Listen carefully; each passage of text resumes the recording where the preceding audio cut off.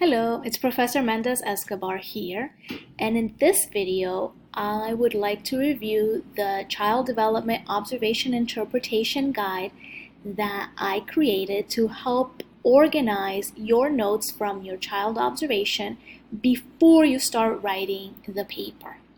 So what I wanted to do is just kind of explain the different parts of the guide and how you might use them. And again, this is a tool that's intended to help you. So feel free to use it in the way that makes the most sense for you. Here at the top, I've included an area for you to include just some basic information about the child. So the child's pseudonym, that is their pretend name. You want to make sure that you don't use real names in your papers. Where you are observing, the child's age, who is present, and any important information that's influencing development.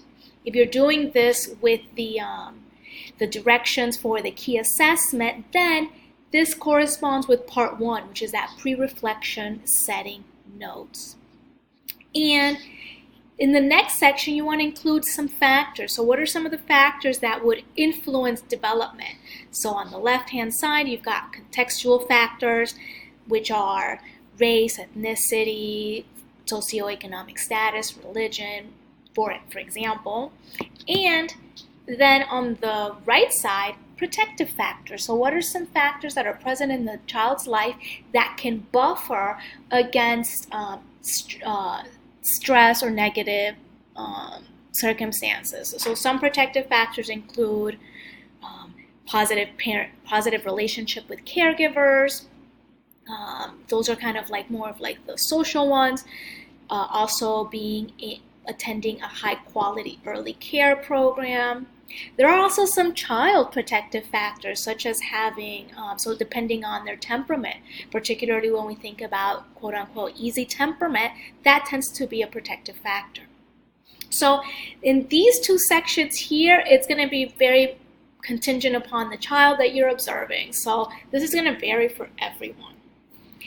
Then the next section here is the section on developmental domains. And again, one of the ways that I recommend using this observation guide is that after you've written your pre-reflection setting notes and then your child observation notes, you're probably going to have several pages of notes, and it's a lot of information to kind of to make sense of.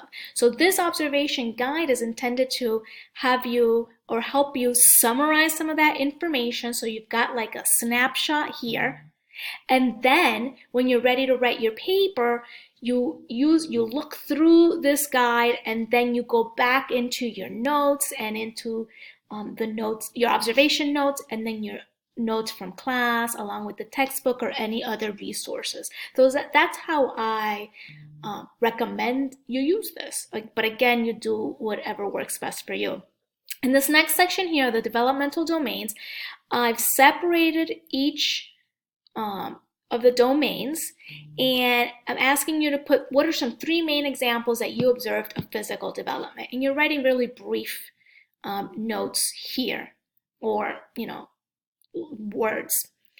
Then, what are some concepts and theories that you can use to interpret, that is, explain what you observed in this domain?